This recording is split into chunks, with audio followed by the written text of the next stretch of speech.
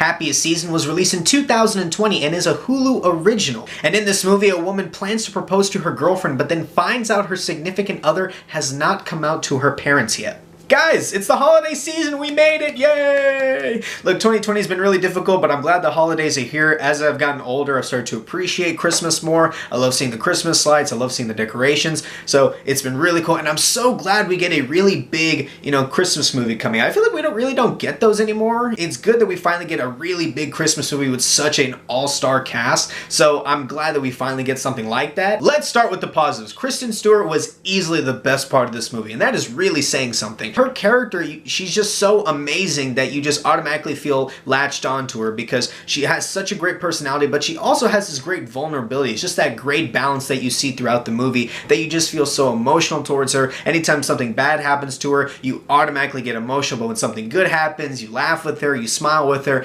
That's what she does for you in this movie. And man, it was just such a joy to watch Kristen Stewart in this. Along with Kristen Stewart, her chemistry with Mackenzie Davis was completely out of this world. Look, they're the main couple in this movie, okay? So if you're not attached to them, you're really not gonna like this movie, but they make these characters so believable, the dialogue between them, the way they look at each other, the way they act with each other, you just feel like they're a real couple, and that's what matters. When you believe that they're a couple, it makes the movie so much better, and man, I just love seeing them on screen. Their chemistry is so great. I hope to see them in more movies, because that's how much I love their chemistry. Again, feel like a great couple. The dialogue between them was so believable and very realistic, and that was what's really important. Oh, and along with top notch, let's talk about the supporting cast for this movie. There have been plenty of examples of movies with really big casts that sometimes hurt the movie and sometimes help the movie. Luckily, man, the cast of this movie was just so great. Everybody had a certain character arc, everybody had certain subplots, and they all worked, they all did their part, and man, the chemistry between everybody was just so great. Anytime somebody had an interaction with a certain character, you loved it and you wanted to see more of it as much as possible. I kind of want to talk about my favorite supporting characters and how much I love them. So, Daniel Levy, he is slowly becoming one of the biggest names in Hollywood. Schitt's Creek was super popular, and it's an amazing show. I recommend you watch it. He was one of the best parts about this movie. He plays Kristen Stewart's friend. He kind of plays like, the devil's advocate, kind of plays like the sensible person in the room, and he is just so freaking hilarious. I love seeing Daniel Levy on screen. He is literally one of the funniest people in the world right now, and I'm so glad he's getting more movies, more TV shows, more commercials. I'm glad I'm seeing him more and more every day, and he made this movie so much more fun. Another great addition was Aubrey Plaza. Anytime she was in a scene, she just brought like this certain fun. Aubrey Plaza is just a whole vibe. We can all agree with that. She just brings, a lot of fun into this movie. And what I also liked about her character is that, yeah, she was a supporting character, and I actually wish she had more scenes, but she was a really important character in terms of the main story plot. She was actually a good stepping stone to, get into that next point in the story. So she actually brought certain structure to it, and that was really cool. I actually like that about her character. However, my favorite supporting character in this was played by Mary Holland. Oh my god, Mary Holland, please, you deserve a standing ovation. One of the best characters I've seen in Jane. She was so hilarious. Every scene she was in, there was like this kind of cringe, but at the same time, you just loved it so much. You just adored her. She was awesome in this movie. Oh, and speaking of cringe, there's so much awkwardness in this movie, and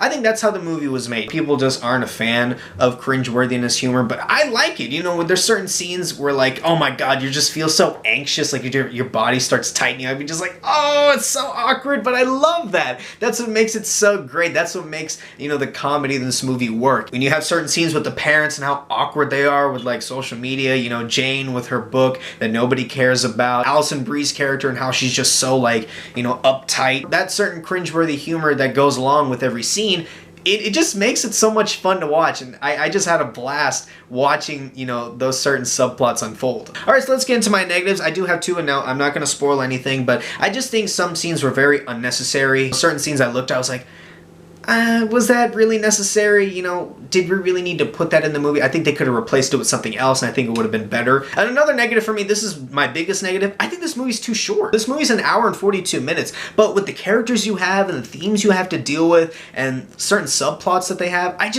it just sometimes felt it was too crammed. I think if you had, like a 2-hour movie and you kind of had, more space to kind of stretch these characters out, to have more subplots, built better, I think it would have had a way better payoff in the ending. And again, I'm not going to spoil it for you. Some stuff comes to light at the end, and I just wish that they kind of work the subplots out a little bit more. That way you feel more of that emotional impact. During the movie, throughout its runtime, you kind of feel some stuff working. You're like, oh, okay, I see where this is going. And then it just kind of fizzles out, and they kind of bring it back up again at the end.